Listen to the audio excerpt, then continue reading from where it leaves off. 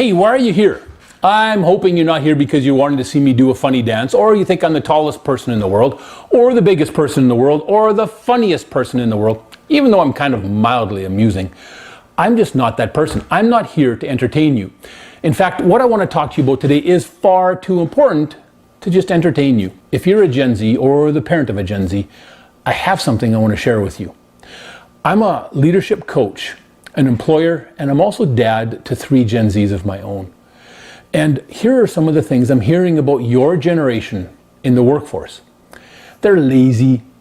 They just are always late. You can't count on them. They're undependable. They're entitled. They're weak. They're unfocused. They're just not worth the effort to train. Well, how does that make you feel? Hopefully it offends you a little bit and even makes you a little bit angry. But here's the problem. Much of your generation actually fits that mold. Well, what does that mean for you? What it means is that you are going to have to prove yourself at work. You're going to have to prove yourself that you bring more value than that, because there's a gap right now. There's a gap between what employers and customers need and want when they hire somebody and what you want when you work for someone.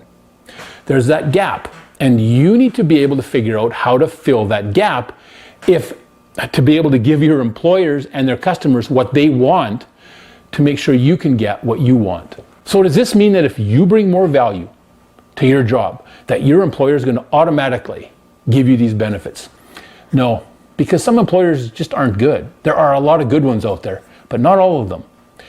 But the good thing is, the biggest benefit that you're going to gain from bringing more value into the workplace isn't that you're going to make more money, isn't even work-life balance, it's that you're going to give yourself options.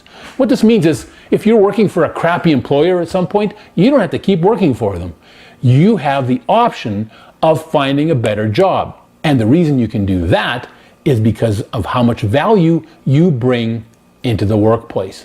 Now, that's why I put the guide together, Fill the Gap. What Fill the Gap does is give you the tools, the skills, and the insights to help you fill that gap between what your employer wants and what you want. Fill the Gap will give you greater control over your future. Now, aren't you glad that I didn't just do a little dance or say, hey, look at me, woo-hoo-hoo? Fill the Gap is going to give you some of the tools that you need to create the life that you want.